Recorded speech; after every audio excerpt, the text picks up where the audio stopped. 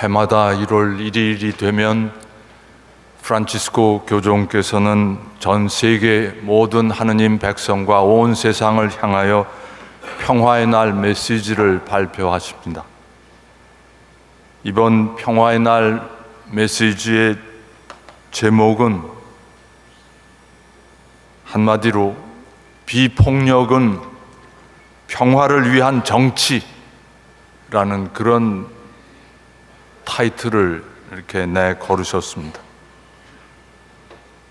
인류는 지난 20세기 동안 20세기 그 100년 사이에 두 번에 걸친 거대한 그리고 잔악한 세계 대전을 치르고 온 세상을 초토화하고서도 그래도 여전히 오늘에 이르기까지 세계는 산발적인 세계 대전에 휘말리고 있다. 산발적인 세계 대전에 휘말리고 있다. 어디 한 군데 전선이 형성된 것이 아니라 전 세계 지구 곳곳에 산발적으로 세계 대전을 치르고 있다. 교종께서는 그렇게 말씀하고 계십니다.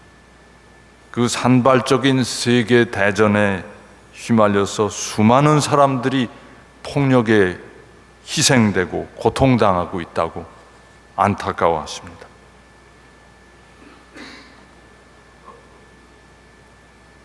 폭력은 이 세상을 결코 치유할 수 없다고, 폭력에 폭력으로 맞서면 그 결과는 기껏해야 수많은 사람들의 강제 이주와 이루 말할 수 없는 고통만이 야기될 뿐이다, 이렇게 보십니다. 그리고 그 폭력을 수행해 나가기 위해서 엄청난 자원이 군사적 목적에 전용되고, 그래서 많은 젊은이들과 노인들과 궁핍한 가정, 많은 사람들이 생활에 필요한 것들을 박탈당한다, 이렇게 말씀하셨습니다. 예수님도 폭력이 판치는 세상에 오셨습니다. 로마 황제의 절대적인 권력을 확대하기 위해서 실시한 그 인구조사라는 큰 그 로마 제국 전체의 행사가 진행될 때 바로 그때 예수께서 세상에 오셨습니다. 그 시대에 어떤 사람들은 로마 군대에 무력으로 저항하는 조직을 만들고 싸웠지만, 그러나 예수님은 거기에 그들과 동반하지는 않으셨습니다. 오히려 당신 제자들에게 원수를 사랑하라고 가르치시고, 왼쪽 뺨을 맞으면 오른쪽마저 돌려대주라고 하셨습니다. 가늠하다가 붙잡힌 여자를 고소한 이들에게 죄 없는 사람이 먼저 돌을 던져라 하시고, 겟세마니 동산에서 당신을 잡으러 여러 군사들이 쳐들어왔을 때 그 체포조를 향해서 칼을 빼든 베드로에게 칼을 칼집에 도로 꽂으라고 만류하셨습니다. 그리고 당신을 단죄하고 매질하고 못 박은 이들에게 한 번도 저항하지 않으시고 끝까지 비폭력의 길을 가시면서 십자가에서 숨을 거두셨습니다.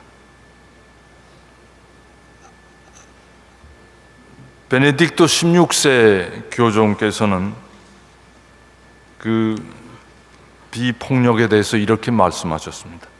그리스도인들에게 비폭력이란 단순한 전략적인 행위가 아니라 인간의 존재 방식이며 하느님의 사랑과 힘을 강하게 확신하는 이의 태도입니다.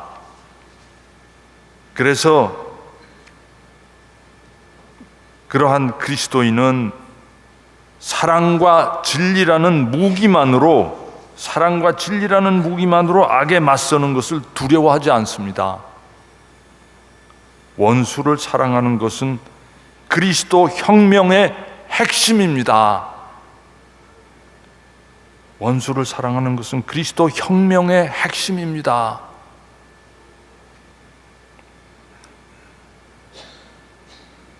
아주 굉장한 그 말씀을 베네딕토 16세께서 해주셨습니다. 인류 역사 시작부터 오늘에 이르기까지 우리 인간들은 끊임없이 전쟁을 계속해 왔습니다. 이 악의 무지막지한 그 연쇄적인 고리를 끊기 위해서는 우리가 눈에는 눈으로, 이에는 이로라는 그 폭력의 논리를 거부하고 비폭력을 우리 존재 양식으로 삼아야 합니다. 비폭력을 당신 존재 양식으로 삼은 그리스도를 따르는 것이 우리의 유일한 해결책이라고 프란치스코 교종께서 가르치십니다. 그러나 이런 말씀을 들을 때 우리는 그것이 과연 가능할까? 그리스도 말고 예수님 말고 누가 그런 일을 해낼 수 있을까? 우리 마음 밑바닥에서 다들 그런 의심이 먼저 고개를 쳐듭니다. 그러나 가능합니다. 가능하다는 것을 증명해 준 사람들이 있습니다. 인도의 마하트마 간디, 콜카타의 성녀 마더 테레사, 미국의 마틴 루터 킹 목사, 이런 분들이 비폭력적 정치로 세상을 바꾼 사람들이라고 합니다. 간디는 비폭력 운동으로 대영 제국의 식민지 체제를 무너뜨렸고, 마더 테레사는 인간을 길바닥에 내동댕이 쳐서 죽어가게 하는 이 비인간적인 사회에서도 비폭력적 봉사에 매진함으로써 많은 이들의 영혼 안에 인간을 향한 경외심과 사랑의 열정을 끌어오르게 하셨습니다.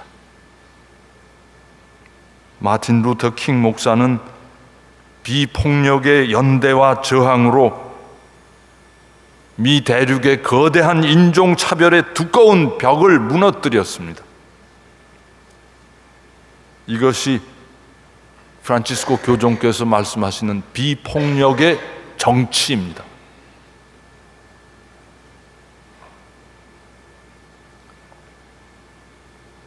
근데 가만히 생각해 보면 이런 영웅들만이 비폭력의 정치를 할 수 있는 것은 아니지 않는가 하는 생각이 듭니다. 지난 해 연말에 우리나라 사회는 큰 소용돌이에 휘말렸습니다. 국가 공권력을 대표하는 권력의 최상층부가 불의와 협잡으로 헌법 질서를 무너뜨리고 온 국민을 좌절에 빠뜨렸습니다. 그래서 나라가 이럴 수는 없다면서 2달 동안 1,000만 명에 달하는 시민들이 봉기하고 광장으로 손에 손을 잡고 나갔습니다. 거의 혁명에 가까운 봉기였습니다. 근데 이 혁명에 가까운 봉기임에도 신기하게도 거기에 폭력이 끼어들지 못했습니다. 수백 대의 경찰 버스가 동원돼서 성벽을 쌓아도 시민들 손에 강목도 돌멩이도 보이지 않았습니다. 누가 경찰 버스에 올라가면 내려오라고 시위대가 외쳤습니다. 누가 경찰 방패를 뺏으면 도로 뺏어서 경찰에게 돌려주고, 무장한 방패 들고 서 있는 경찰관들 그 철모에 또 방패에 꽃송이를 선물했습니다. 우리 시민들도 이렇게 비폭력의 정치를 구사할 줄 알았습니다.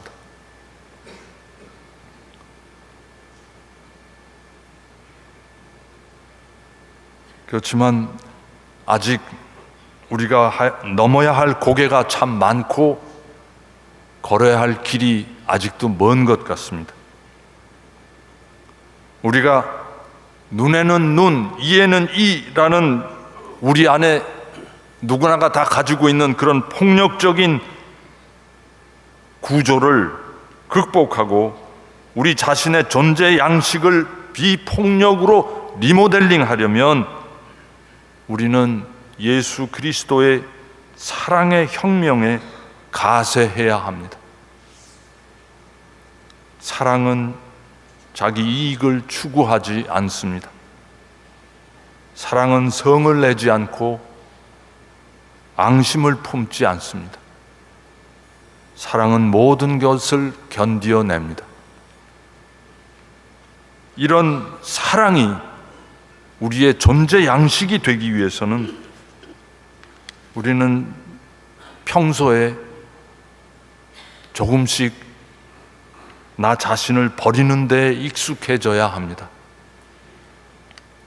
가정에서부터 가족들을 위하여 나 자신을 버리고 대화와 존중과 자비와 용서로 모든 갈등과 위기를 극복해내야 합니다. 그리고 한마디 더 보태자면 우리의 사랑은 인간을 향한 사랑으로 끝나서는 안 되겠습니다. 하느님께서는 세상을 창조하실 때부터 태초로부터 우리 인간에게 모든 피조물을 잘 가꾸고 돌보라고 이루셨습니다. 우리에게 맡겨주셨습니다. 그래서 우리의 사랑은 인간 이외의 다른 피조물들을 향해서도 확대되어야 합니다. 지난달 우리는 조류 독감 때문에 2천 몇백만인지 모르지만 2천만이 훨씬 넘는 닭과 오리를 살처분했습니다. 살처분이 너무 비참해서 내국인 노동자들 아무도 거기 안 가려고 하고 주로 이주 노동자들이 그런 가장 비참한 일을 떠맡았다고 합니다만 그들도 이 잔혹한 폭력이 싫어서 안 하겠다고 도망쳤다고 합니다. 며칠 전에 어떤 신문 기자가 금년이 이제 정유년 닭의 해니까 닭의 입장에서 우리 인간을 향해서 편지 비슷한 걸 쓴 글을 읽었습니다. 인간은 온갖 방법을 동원해서 우리를 먹는다. 날로, 삶아서, 쪄서, 볶아서, 데쳐서, 구워서, 튀겨서 먹는다. 어린 건 연하다고 먹고 늙은 건 쫄깃쫄깃하다고 먹고 가리는 부위도 없다. 뼈는 푹 고아서 육수를 내고 똥집은 잘게 잘라서 굽고 발은 양념 발라서 찐다. 인간은 끔찍이도 우리를 좋아한다. 한국인 한 명이 1년에 닭 4억 마리를 먹는다. 시도 때도 없다. 한여름엔 몸을 보호해야 한다고 끓여 먹더니 요즘에는 눈 오는 날엔 치맥이 유행이란다.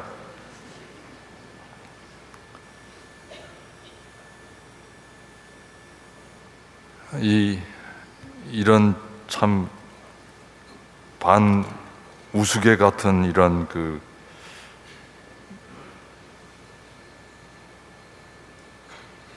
이야기가 사실 우리 현실 속에서 우리들이 하고 있는 일입니다.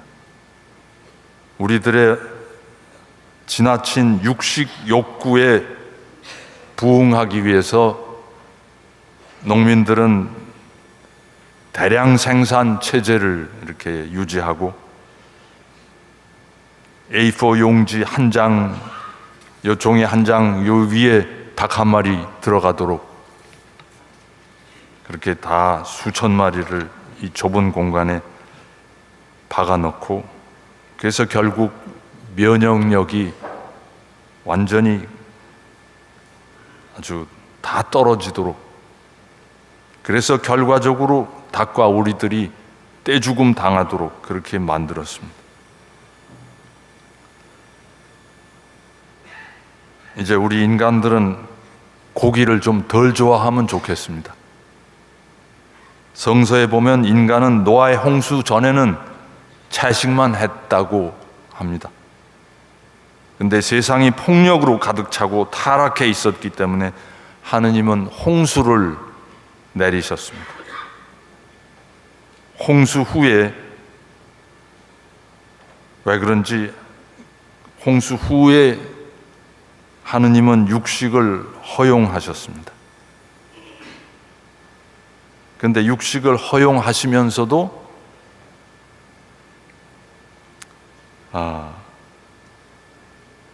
하느님께서 노아와 노아의 후손들, 자손들과 계약을 맺으시고 동시에 방주에 데리고 들어갔던 모든 동물들과도 계약을 맺으셨습니다.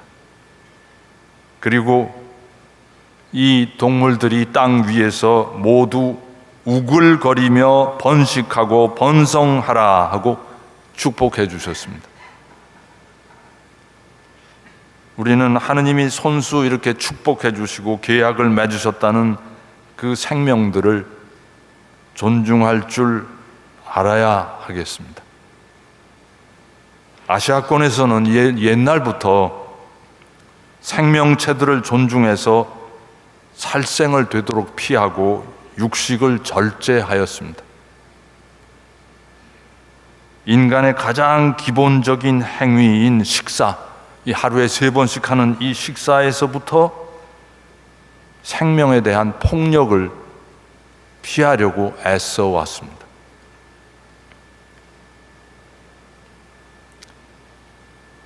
금년은 붉은 달개 해라고 합니다. 여기 닭띠 있으시면 손 들어보세요. 닭띠 얼마 안 되네. 저도 닭띠입니다. 네. 닭띠는 분발하십시다. 살처분 당하지 않도록.